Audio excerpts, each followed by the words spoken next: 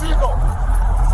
Officer, it's a lug wrench. I'm changing a tire. I'm complying. Turn around, hands on the hood. Don't reach for anything. You're escalating without cause. Run the plate. It's federal. Shut up, you're detained. Resisting and impersonating.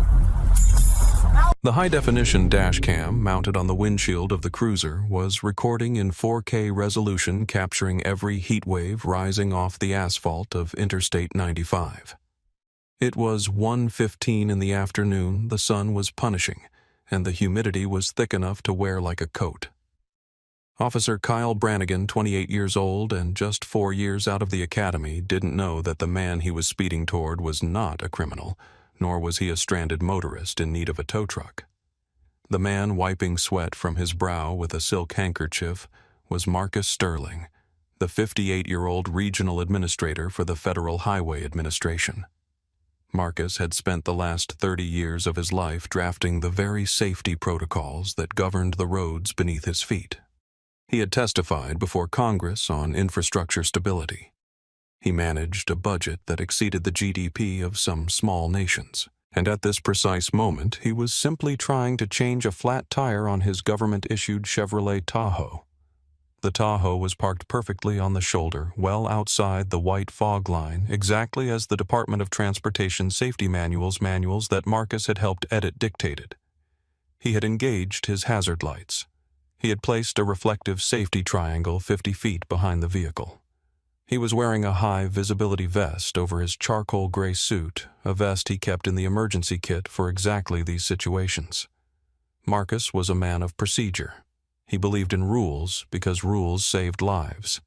He was currently kneeling by the rear passenger tire, loosening the lug nuts with a tire iron, his movements methodical and efficient despite the oppressive heat.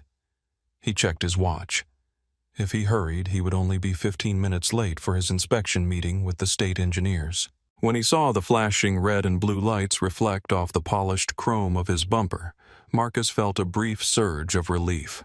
A highway patrol unit could block traffic, providing a safety buffer while he finished the job.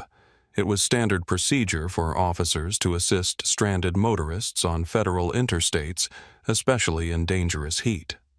Marcus stood up, dusting off the knees of his suit trousers, and prepared to greet the officer. He expected a nod, perhaps an offer to call a service truck, or at the very least a safety escort. He did not expect the aggressive screech of tires as the cruiser pulled up at an angle, cutting off his potential exit path. He did not expect the door to fly open before the car had fully settled on its suspension. And he certainly did not expect the hand resting purposefully on the grip of a service weapon. Officer Brannigan stepped out of the air-conditioned sanctuary of his cruiser into the heavy afternoon air. He adjusted his sunglasses and immediately sized up the situation through a lens of bias that he didn't even realize he possessed. He didn't see a government official with a G-plate vehicle. He didn't see a safety triangle. He saw a large black man holding a heavy metal object on the side of the highway. Brannigan had been on patrol since 6:00 a.m. He was tired, he was hot, and his numbers for the month were low. He needed an arrest or at least a significant citation to get the lieutenant off his back. In his mind, a luxury SUV, even a domestic one, stopped on the highway often meant one of two things, a breakdown or a drop-off. And Brannigan decided without a shred of evidence to treat this as a felony stop. "Drop the weapon," Brannigan shouted, his voice cracking slightly over the roar of passing semi-trucks. He stood behind his open door, using it as cover. Marcus blinked, confused. He looked at the tire iron in his hand, then back at the officer.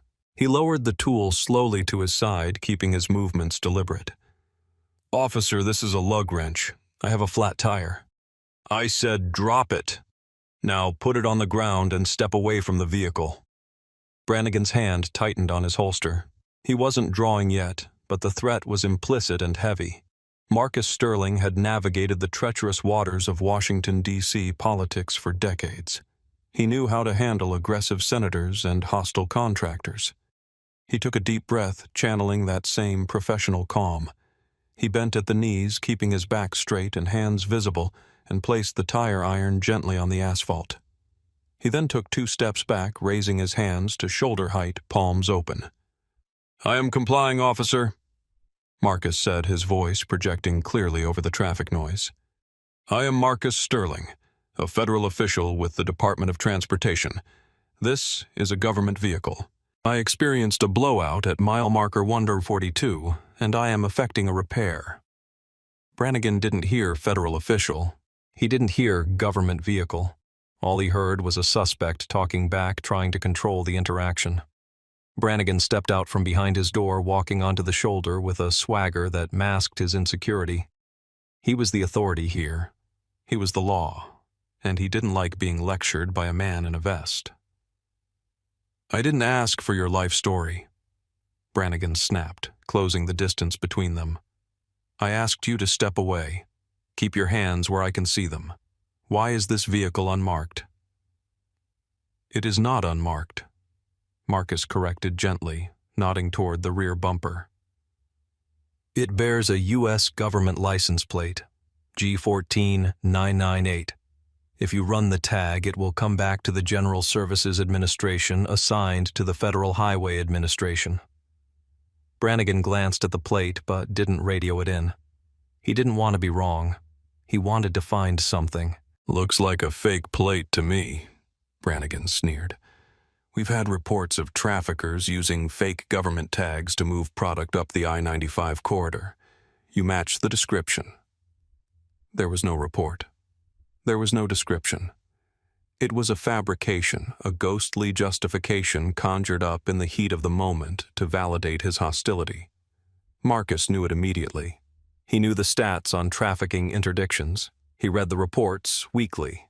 He knew that the likelihood of a trafficker stopping to change a tire in broad daylight while wearing a high-visibility vest was statistically 0. "Officer," Marcus set his tone, dropping an octave, becoming the voice that silenced boardrooms. "I am going to reach into my breast pocket to retrieve my federal credentials. My wallet is in my jacket. I am telling you this before I move so that there is no misunderstanding." "Don't you move," Brannigan yelled, his hand finally pulling the weapon from its holster, pointing it at the ground but ready to raise. "You reach for anything, and this goes bad for you. Turn around, face the vehicle. Hands on the roof, now." Marcus stared at the young man. He saw the sweat on Brannigan's upper lip, the shaking of his hands, the erratic breathing. Marcus realized with a cold dread that he was in more danger now than he had ever been in a war zone. This wasn't just a rude cop. This was a frightened, incompetent man with lethal power. And that was the most dangerous combination on Earth. Marcus turned slowly. He felt the heat of the car's metal roof against his palms. The paint was scorching. "I am complying," he repeated. "But you are making a grave mistake, son. I am asking you to pause and look at the license plate. Run the tag. Follow your procedure." "Shut up," Brannigan hissed, holstering his weapon now that Marcus was in a disadvantageous position. He pulled his handcuffs from his belt. "You're detained for investigation of a stolen vehicle and resisting an officer." "Resisting?"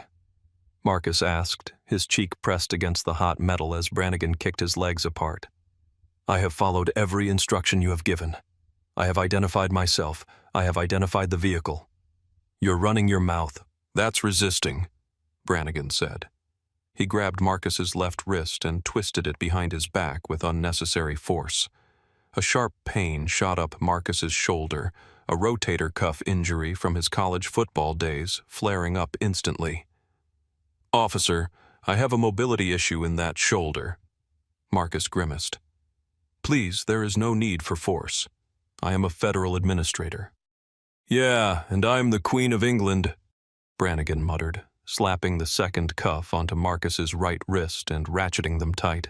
Too tight. The metal bit into the skin, pinching a nerve. "You got ID, or did you leave it in your other government car?" "It is in my left breast pocket," Marcus said through gritted teeth. "As I told you." Brannigan reached into the expensive suit jacket. He felt the silk lining the quality of the fabric. He pulled out a slim leather wallet. He flipped it open. Inside was a badge.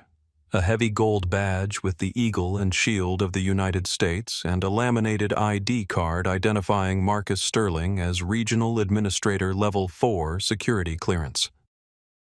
For a second, Brannigan hesitated. He looked at the photo, then at the back of Marcus's head. But the cognitive dissonance was too strong. His brain refused to accept that he had just assaulted a high-ranking federal official. It was easier to believe the lie than to accept the terrifying truth. "Nice prop," Brannigan scoffed, tossing the wallet onto the hood of the Tahoe. "You can buy these online for $50. Nice try, buddy. You're going for impersonating a federal officer, too. That's a felony." Marcus closed his eyes. He inhaled the smell of gasoline and asphalt. He was calculating. He was memorizing. Time, 1:22 p.m. Location, I-95. North mile marker, 142. Officer name, Brannigan K Patrol Unit, number 409. "Officer Brannigan," Marcus said, his voice terrifyingly calm. "You are currently in violation of Title 18, Section 242 of the United States Code, deprivation of rights under color of law. You have also violated the Fourth Amendment by seizing my person without reasonable suspicion or probable cause. The tag on this vehicle is federal property. By abandoning it on the side of the road unlocked, you are also negligent in the protection of government assets." Brannigan stiffened. Suspects didn't quote Title 18. Suspects didn't talk about government assets. "I said shut up." Brannigan grabbed Marcus by the arm and hauled him away from the SUV. "You're going for a ride." "My vehicle," Marcus said, stumbling slightly as he was dragged toward the cruiser. "You cannot leave a federal vehicle unsecured with sensitive documents inside. Protocol dictates you must wait for a tow or secure the vehicle." "I'll call a tow when I'm good and ready," Brannigan said, opening the back door of his cruiser. The interior smelled of stale coffee, industrial cleaner, and old sweat. "Get in." Marcus had to bend awkwardly to fit his large frame into the cramped back seat. His suit jacket bunched up, the cuffs dug into his wrists, and his dignity was being stripped away layer by layer. Brannigan slammed the door shut, sealing Marcus in the cage. The air conditioning in the back was weak, barely cutting through the trapped heat. Outside, traffic had slowed. People were watching. A woman in a sedan held up her phone recording as she drove by slowly. Marcus looked directly at her lens. He didn't look away. He wanted her to see. He wanted the world to see. Brannigan walked back to the Tahoe. He didn't search it. He didn't lock it. He didn't put out flares. He just grabbed Marcus's wallet from the hood and shoved it into his own pocket. He walked back to his cruiser, got in the front seat, and radioed dispatch. "Dispatch Unit 409, one in custody. Suspicious person, possible stolen vehicle impersonation, en route to station." "Copy 409, the dispatcher crackled. "You need a tow for the vehicle." "Yeah, send one out to MM-142, Black Tahoe. No rush." No rush. Marcus sat in the back, sweat trickling down his temple. He closed his eyes and began to compose the opening paragraph of his federal lawsuit in his head. The drive to the station took 20 minutes. 20 minutes of silence from the front seat. 20 minutes of Brannigan nervously tapping the steering wheel, perhaps starting to wonder if the badge felt a little too heavy to be fake, if the suit felt a little too real. But it was too late to turn back. He had committed. When they arrived at the precinct, Brannigan pulled into the sally port. The garage door rumbled shut, cutting off the sunlight. "Let's go," Brannigan said, opening the back door. He grabbed Marcus's arm again, hauling him out. Marcus's legs were stiff. "My cuffs are excessively tight," Marcus stated. "I am requesting you loosen them immediately." "You can wait until processing," Brannigan said, pushing him toward the intake door. They walked into the booking area. It was a bustle of activity. Phones ringing, officers typing reports, the hum of fluorescent lights. At the main desk sat Sergeant Thomas O'Malley. O'Malley was 55, a veteran with 30 years on the force. He had weary eyes and a mustache that had gone gray a decade ago. He was drinking coffee from a styrofoam cup and reviewing a shift schedule. He looked up as Brannigan entered with his prisoner. O'Malley's eyes scanned the scene. He saw Brannigan looking flushed and overly aggressive. Then he looked at the prisoner. He saw the Italian leather shoes. He saw the bespoke tailoring of the charcoal suit. He saw the high-visibility vest that still bore the logo DOT, Federal Highway Administration. And then he looked at the face. O'Malley froze. The coffee cup stopped halfway to his mouth. He squinted. He had seen that face on the news just last week discussing the new interstate bridge project. He had seen that face at the mayor's gala last year, sitting at the head table. "Brannigan," O'Malley said, his voice low and dangerous. "Bring him here." "Got a live one, Sarge," Brannigan bragged, trying to sound confident. "Impersonating a Fed. Fake badge. Stolen vehicle out on I-95. Resisting arrest." O'Malley stood up slowly. He walked around the desk. He didn't look at Brannigan. He looked at Marcus. "Sir," O'Malley said to Marcus, "I need to ask you a question, and I need you to answer me honestly." "I have been nothing but honest, Sergeant," Marcus replied, his posture erect despite the handcuffs. "My name is Marcus Sterling. I am the regional administrator for the FHWA. O'Malley closed his eyes for a brief second, as if praying that this was a nightmare he would wake up from. He opened them and turned to Brannigan. "Where is his property? Where is the fake badge?" Brannigan patted his pocket and pulled out the wallet. He handed it to O'Malley with a smirk. "Check it out. Looks real right, but the guy was changing a tire. Feds don't change their own tires." O'Malley snatched the wallet. He opened it. He felt the weight of the badge. He slid the ID card out and held it up to the light, checking the holographic seal, the microprinting that was impossible to forge. He looked at the back of the card at the magnetic strip and the chip.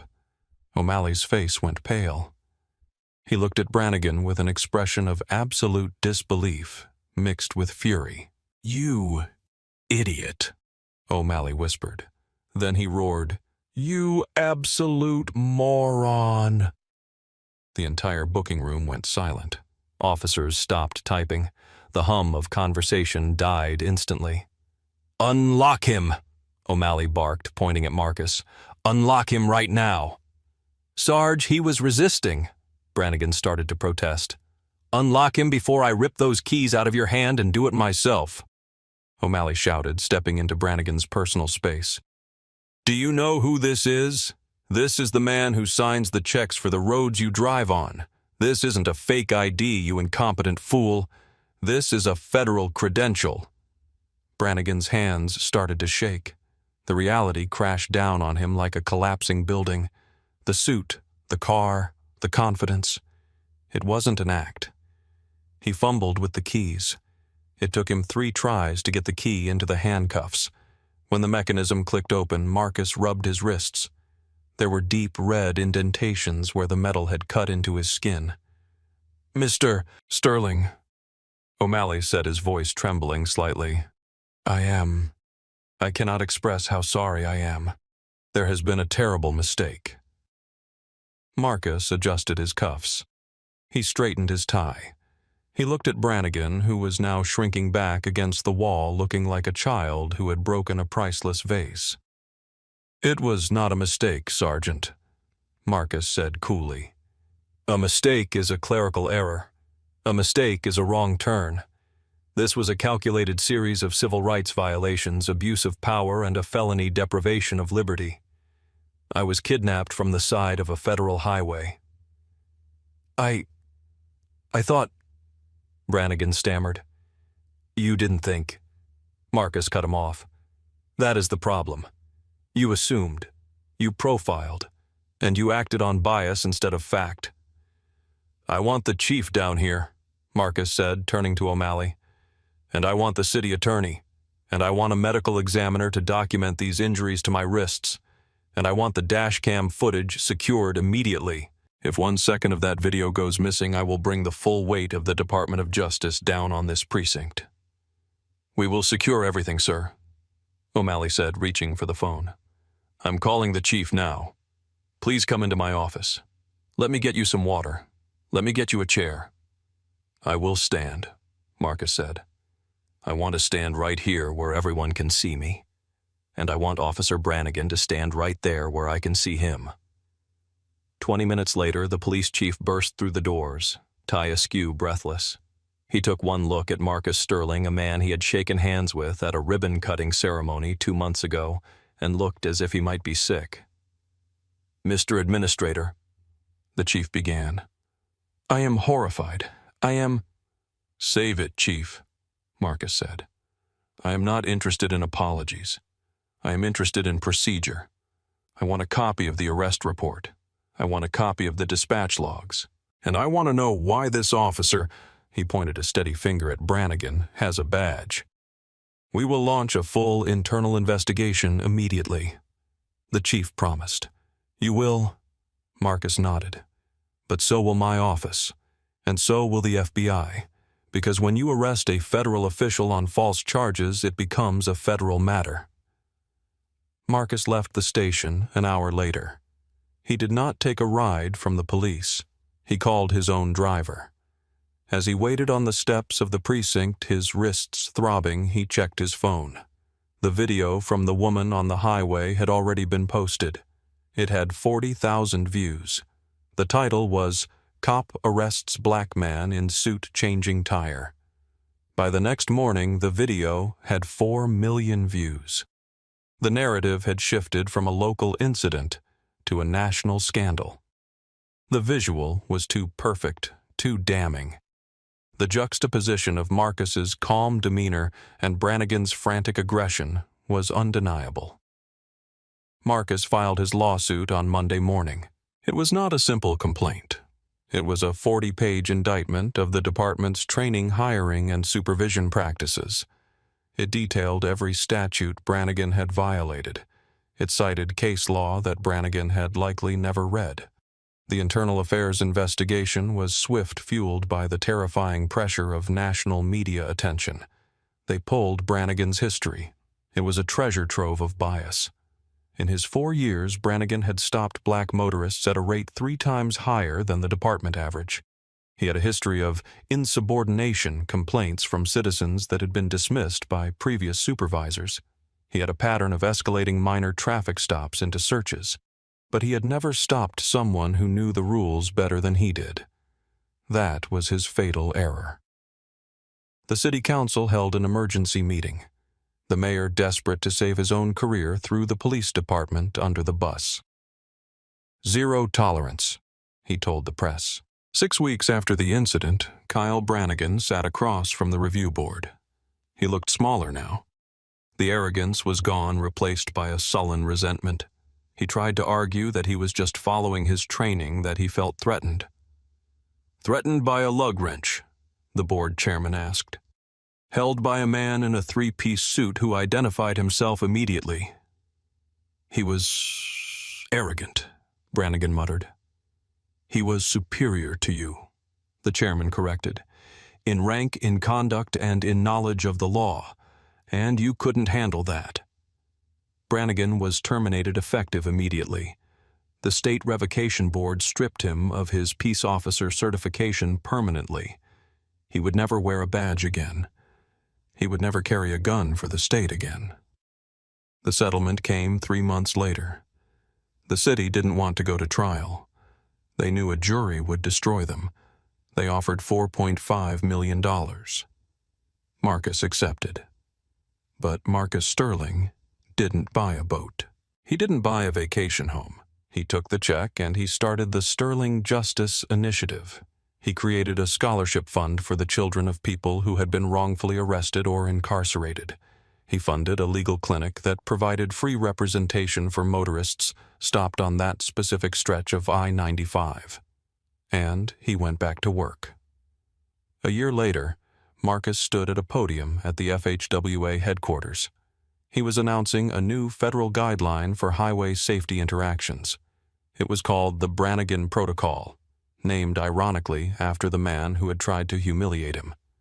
The protocol mandated de-escalation techniques for non-moving vehicle assistance. It required officers to verify government plates before initiating contact.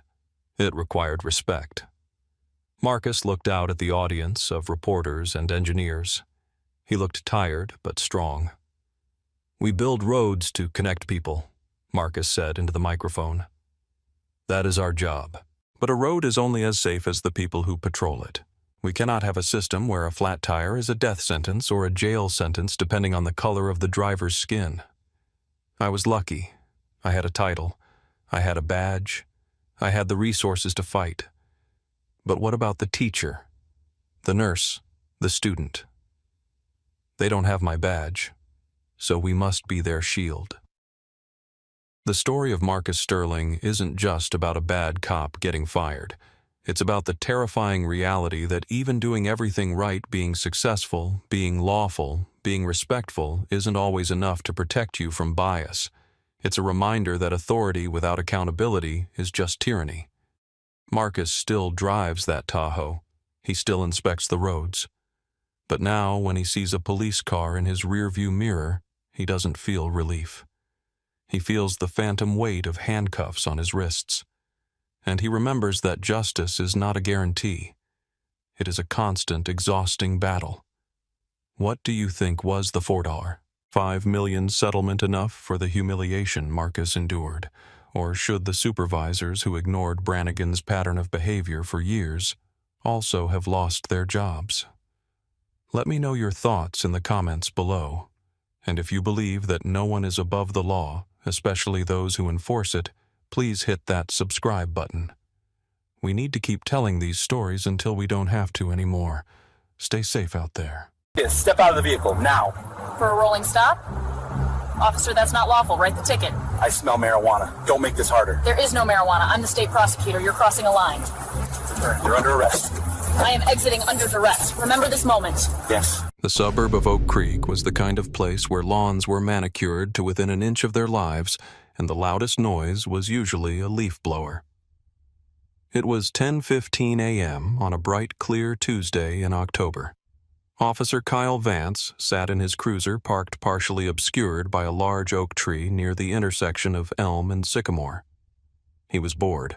To Vance, a quiet shift wasn't a good thing. It was a missed opportunity.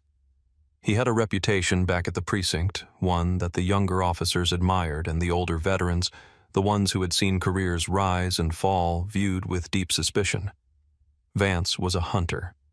He didn't wait for calls. He went looking for trouble. And if he couldn't find trouble, he had a knack for creating it.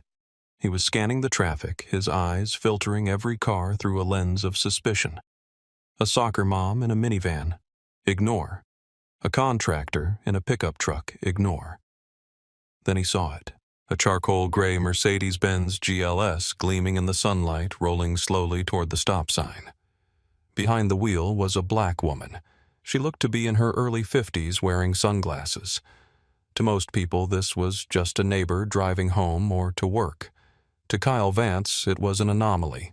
In his biased mental map of Oak Creek, black women didn't drive $80,000 SUVs unless they were up to something. Maybe she was a domestic worker stealing the car. Maybe she was a drug courier moving product through the suburbs to avoid the highway. Vance watched as the Mercedes slowed at the stop sign. The wheels almost stopped but rolled slightly before the driver accelerated smoothly to turn right.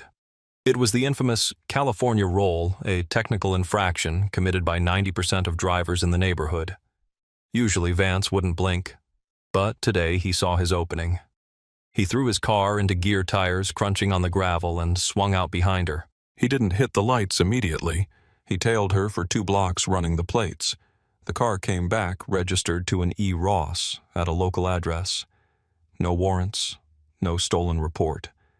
That should have been the end of it. But Vance was already committed to the narrative in his head. The car was too nice. The driver was too calm. She glanced in her rearview mirror but didn't speed up or act nervous. To Vance, that wasn't innocence. That was a hardened criminal playing it cool. He flipped on his overhead lights and chirped the siren. Elena Ross sighed as she saw the red and blue lights flash in her mirror. She was 52 years old, a woman of immense poise and intellect who had spent the last 25 years climbing the ladder of the state's legal system. She was currently the lead state prosecutor, a woman who put murderers, rapists, and corrupt politicians behind bars. She was mentally rehearsing her opening statement for a high-profile homicide trial scheduled to start at 1:00 p.m. She checked her speedometer. She was going 25 in a 25. She knew she hadn't paused for a full 3 seconds at the stop sign back there. A bad habit she meant to correct, but being pulled over for it felt excessive. Still, she respected the law. She signaled, pulled over to the curb safely, and put the car in park. She lowered all 4 windows, a standard safety practice she taught her children, and placed her hands at 10 and 2 on the steering wheel. She expected a quick warning and a ticket. She had no idea she was about to meet a man who had already decided she was guilty of something anything other than driving to work. Officer Vance approached the Mercedes with his hand resting on his holster, a tactile reminder of his authority. He approached the passenger side first, peering through the open windows. The interior was pristine. Leather seats, the smell of vanilla air freshener, and in the back seat, 3 heavy cardboard banker's boxes stacked neatly. Vance's eyes narrowed. Boxes. Transporting something. He walked around to the driver's side, his posture stiff, his face set in a scowl meant to intimidate. "License and registration," Vance demanded, dispensing with the usual "good morning" or "do you know why I stopped you?" Elena Ross turned her head slowly, removing her sunglasses to reveal sharp, intelligent eyes that had stared down cold-blooded killers. "Good morning, officer," she said, her voice calm, possessing the natural authority of someone used to commanding a courtroom. "May I reach into my purse on the passenger seat to retrieve them?" "Do it slowly," Vance snapped. Elena retrieved her wallet and the registration from the glove box, handing them out the window. Vance snatched them, glancing at the name. Elena Ross.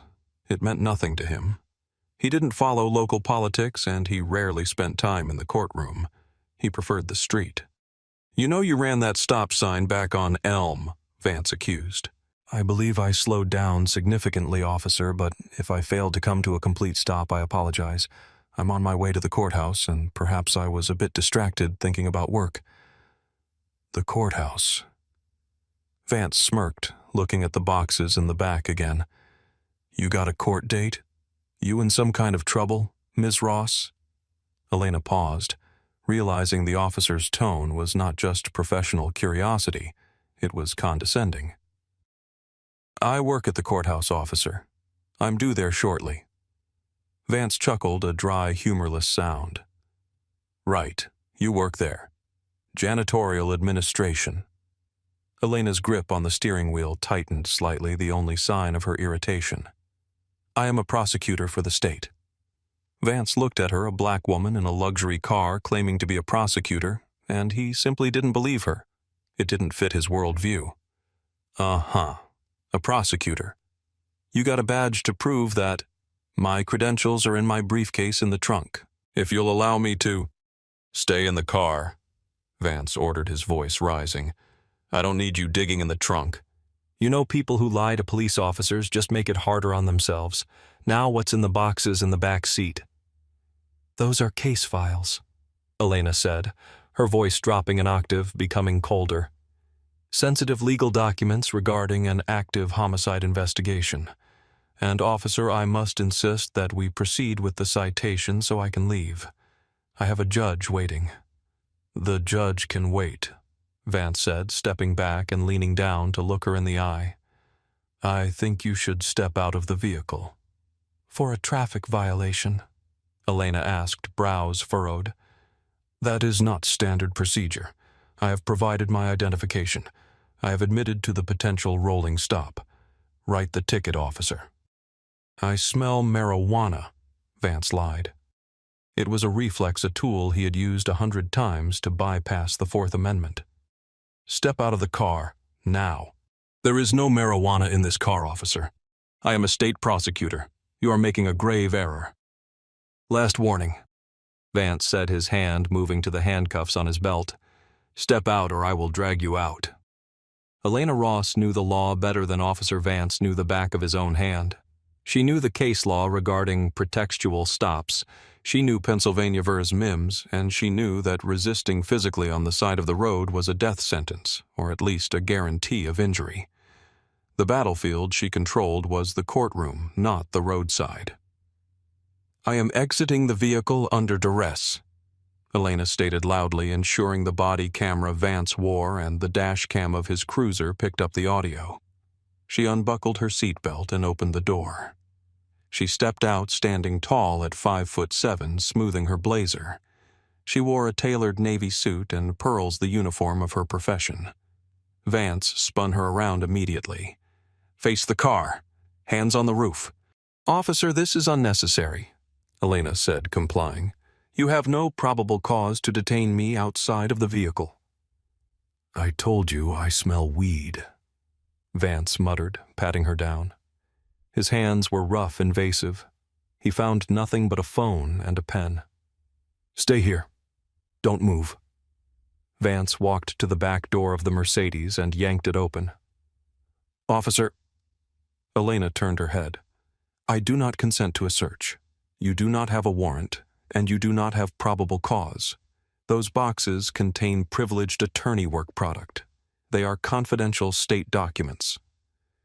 Yeah, we'll see about that, Vance said. If you're a prosecutor, you know I can search if I have probable cause. And the smell of narcotics is probable cause. There are no narcotics. Elena's voice was sharp now. You are fabricating evidence to justify an illegal search. I am warning you, officer, do not touch those files. Vance ignored her. He leaned into the back seat and ripped the lid off the first banker's box. He expected to see bricks of cocaine or maybe stacks of cash. Instead, he saw manila folders thick with paperwork labeled with case numbers and names. State v. Johnson. Grand jury transcripts. Autopsy reports. Most officers would have stopped there. They would have seen the official seals, the legal jargon, and realized they had stepped into a bear trap. But Vance was not most officers. He was a man who couldn't handle being wrong. He thumbed through a file, tossing papers onto the immaculate leather seat. Officer, Elena shouted. You are compromising the chain of custody on a murder trial. Stop immediately. Vance pulled his head out of the car, his face red with anger. He couldn't find drugs, he couldn't find money, but he couldn't back down. You're acting very erratic, ma'am. Screaming at an officer, obstructing an investigation. I am asserting my rights. You're done, Vance decided. He marched back to her. Turn around. Excuse me. You're under arrest. The sun was high now, casting long shadows across the pavement. Traffic on the suburban street had picked up. Neighbors were driving by, slowing down to gawk. A landscaping crew across the street had stopped their mowers to watch. What they saw was a white police officer manhandling a well-dressed black woman who looked like she belonged in a boardroom, not a booking photo. For what crime? Elena demanded, her voice trembling with a mixture of rage and disbelief. Name the statute, officer. Disorderly conduct, Vance spat out as he grabbed her left wrist and twisted it behind her back. And resisting arrest. I am not resisting, Elena cried out as the cold steel of the handcuffs bit into her wrists. Vance ratcheted them tight, too tight. You are hurting me. I have a previous shoulder injury. You should have thought of that before you started screaming in the street, Vance said, forcing her second arm back. The click, click, click of the cuffs sounded like a countdown to his own destruction, though he couldn't hear it yet. My name is Elena Ross, she said, projecting her voice to the witnesses across the street. I am the lead state prosecutor for this county. This officer is arresting me without cause. Shut up, Vance growled. He shoved her against the side of the car. You can tell your lies to the sergeant.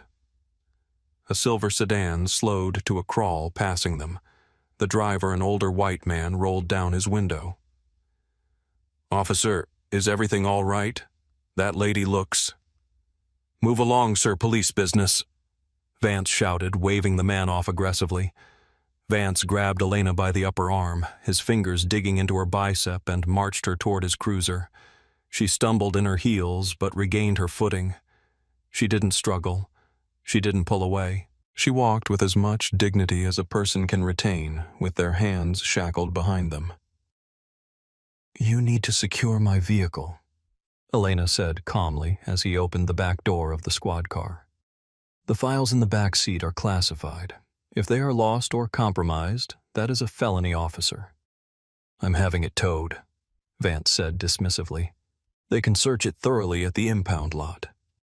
"If you tow that car with those files inside, you will be personally liable for compromising a capital murder case," Elena said, looking him dead in the eye. "Do you understand the magnitude of what you are doing?" Vance paused for a split second. Her confidence was unnerving, but his ego was in the driver's seat. "Get in the car." He pushed her head down, unnecessarily rough, and shoved her into the hard plastic seat of the cage. He slammed the door, sealing her in the claustrophobic heat. He walked back to her Mercedes, threw the lid back on the box he had rifled through, and called for a tow truck. Then he got into the driver's seat of his cruiser, adrenaline pumping, feeling like he had just taken down a kingpin. The drive to the precinct was a study in contrasts. Up front, Officer Vance was manic. He was typing on his computer, radioing dispatch with a pumped-up voice. "One female in custody. Non-compliant. Possible narcotics vehicle impounded for search." In the back, Elena Ross sat in silence.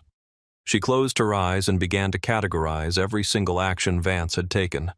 Stop without clear articulation of violation. Pretextual questioning regarding destination. Refusal to acknowledge identification. Order to exit vehicle without safety justification. Fabrication of probable cause marijuana odor. Warrantless search of vehicle. Violation of attorney-client privilege work product. Excessive force during handcuffing. False arrest. She wasn't just a victim anymore. She was a prosecutor building a case. She memorized the time. She memorized the route. She memorized the ID number on the back of his headrest. "You comfortable back there?" Vance taunted, glancing in the rearview mirror. "Not so talkative now, huh?" Elena didn't respond. She knew that anything she said would be twisted. Her silence was a weapon. It made Vance uneasy. He turned on the radio, blasting talk radio to fill the void. He wanted her to beg, to scream, to bargain. That's what guilty people did. Her silence felt like judgment. They pulled into the station's Sally Port 15 minutes later. The heavy metal doors rolled down, plunging them into artificial light. Vance got out and opened the back door. "Let's go. Watch your head," he said, enjoying the ritual of control. He pulled her out. Elena's shoulders ached and her wrists were burning, but she stood straight. Vance gripped her arm and led her through the secure hallway toward the booking area. Usually officers brought in drunks, brawlers, or thieves, people who looked disheveled and defeated. Elena Ross looked like she was walking into a board meeting despite the handcuffs. Her suit was wrinkled from the car, but her face was composed of stone. They pushed through the double doors into the booking room. It was a busy morning. Several other officers were processing arrests. The smell of stale coffee and floor wax hung in the air. "Got a live one?" Vance announced to the room, puffing his chest out. "Disorderly, resisting refusal to identify." He steered Elena toward the main desk, where the desk sergeant sat on a raised platform overseeing the chaos. Sergeant Miller was 55 years old, a 30-year veteran who had started on the beat when Vance was still in diapers. He was drinking coffee and reviewing a shift log. "All right, Vance, what do you have?" Miller asked without looking up. "Traffic stop turned into a rodeo," Vance bragged. "She refused to exit, screamed at me, tried to hide evidence in the back seat, claimed she was some kind of lawyer." Miller looked up. He adjusted his glasses. He looked at the woman standing there, hands cuffed behind her back, staring at him with an expression of profound disappointment. Miller's coffee cup stopped halfway to his mouth. He blinked. He looked at Vance, then back at the woman. Vance. Miller said, his voice dangerously quiet. Why is Ms. Ross in handcuffs? Officer Vance frowned, confused by the sergeant's tone. Ms. Ross. Yeah, that's the name on the registration. She was disorderly Sarge, refused lawful orders. Take them off, Miller said, standing up. Now. Sarge, she... I said, take them off. Miller roared, his voice echoing off the concrete walls. The entire booking room went silent. Every officer stopped what they were doing. Vance froze. He had never heard Miller yell like that. He fumbled for his keys. I don't understand. She has boxes of suspicious documents in her car. I smelled weed. Suspicious documents. Miller came around the desk, moving faster than a man his age usually moved. Those are court files, you moron. This is Elena Ross, the state prosecutor. She's the one who signs the warrants you execute. She's the one who puts away the guys you arrest. Vance's key slid into the handcuffs, his hands suddenly trembling. The click of the mechanism unlocking sounded like a gunshot in the quiet room. Elena pulled her hands free. She didn't rub her wrists. She didn't cry. She slowly rotated her shoulders and looked at Sergeant Miller. Sergeant Miller, Elena said, her voice cool and crisp. It is good to see you again. I wish the circumstances were different. Ms. Ross, I am incredibly sorry. Miller stammered, his face pale. I don't know what this officer was thinking. He wasn't thinking, Elena said, turning her gaze to Vance. Vance looked small now. The arrogance had evaporated, replaced by a dawning horror. He realized the lies she told were truth. He realized the fake job was real. He claimed to smell marijuana. Elena continued, addressing the room as if it were a jury. He used that fabrication to illegally search my vehicle and violate the confidentiality of active homicide files. He used excessive force, and he refused to verify my credentials when offered. Miller turned to Vance. You searched her car. You went through her files. I thought... Vance's mouth was dry. She did a rolling stop. You arrested the state prosecutor for a rolling stop. Miller looked like he was about to have a stroke. Where is her car? Tow truck, Vance whispered. Get it back, Miller screamed. Get it back here now. If one piece of paper is missing, Vance, I will personally throw you in a cell. Miller turned back to Elena. Ma'am, please come to my office. Let's get you some water. Let's sort this out. I don't want water, Sergeant, Elena said. I want to file a formal complaint, and I want to call the district attorney, now. The fallout was immediate, but the real explosion happened 3 days later. Elena Ross didn't just file a complaint, she sued. But before the lawsuit even hit the docket, the body camera footage was released. In many cases, departments fight to hide the video. In this case, the chief of police, terrified of the political nuclear bomb that had just gone off, released it in a desperate attempt to show transparency. It backfired. The video was everywhere. It was on the evening news, it was on social media, it was being dissected by legal analysts on every cable channel. The image of Officer Vance, young and sneering, twisting the arm of a 52-year-old woman in a business suit, went viral. Did you see how he talked to her? She told him 5 times who she was. He planted the weed smell. You can hear him hesitate. The public outrage was fierce. It wasn't just about police brutality. It was about the sheer stupidity and bias on display. It shattered the blue wall of silence because even other cops couldn't defend it.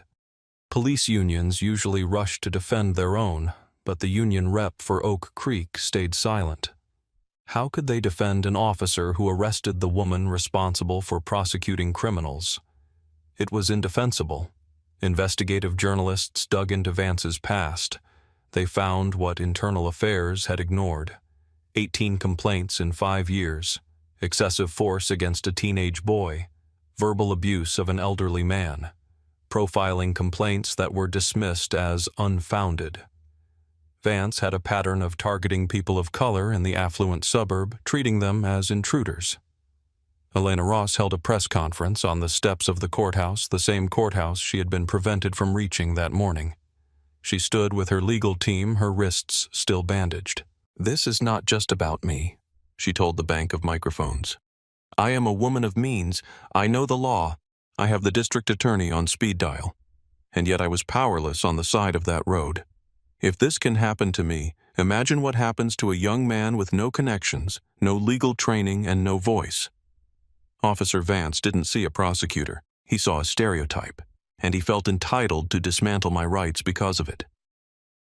The department had no choice. They fired Kyle Vance 10 days after the incident.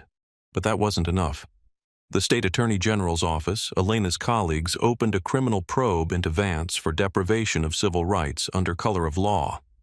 The civil lawsuit, Ross v. the City of Oak Creek, never went to trial. The city's attorneys took one look at the deposition of Sergeant Miller, one look at the body cam footage, and one look at the jury pool, and they pulled out the checkbook. They settled for $1.6 million. It was a historic settlement for the county, but the money wasn't the point for Elena. As part of the settlement, she demanded structural changes. The department was forced to implement mandatory implicit bias training, revamp their search and seizure protocols, and create an independent civilian oversight board to review complaints so that the next Kyle Vance would be stopped at complaint number 3, not complaint number 18. Kyle Vance lost everything. He was decertified by the state police board, meaning he could never wear a badge again in that state. His hunter mentality had made him unemployable in security. The last anyone heard, he was working at a landscaping supply company in a different county, bitter, and still blaming politics for his downfall. The homicide case Elena was working on. She had to recuse herself because the defense attorney argued that the illegal search by the police had tainted the files. A junior prosecutor took over. They got a conviction, but it was harder than it needed to be. Vance's arrogance had almost let a murderer walk free. In the end, the story of Elena Ross and Officer Vance is a stark reminder of the fragility of justice. We like to think that authority commands respect, that badges and titles protect us. But on that roadside, in the heat of the moment, none of Elena's achievements mattered. She was reduced to a demographic in the eyes of a man with a gun and a grudge. The system worked in the end, but only because the victim was powerful enough to force the gears to turn. It cost the taxpayers millions. It cost a career, and it left a scar on the community that won't heal quickly. It makes you wonder, doesn't it? If Elena Ross had been a nurse or a teacher or a housekeeper, someone without the power to fight back, would we even know her name today? Or would she just be another statistic, another person with a criminal record for resisting arrest because they dared to ask why? Do you think officers should be required to carry personal liability insurance for lawsuits like this, so the taxpayers don't foot the bill? Or is there a better way to ensure accountability? Leave your thoughts in the comments below. And if you believe that justice should be blind but police officers shouldn't be, share this story. Let's keep the light on the truth. Thanks for watching.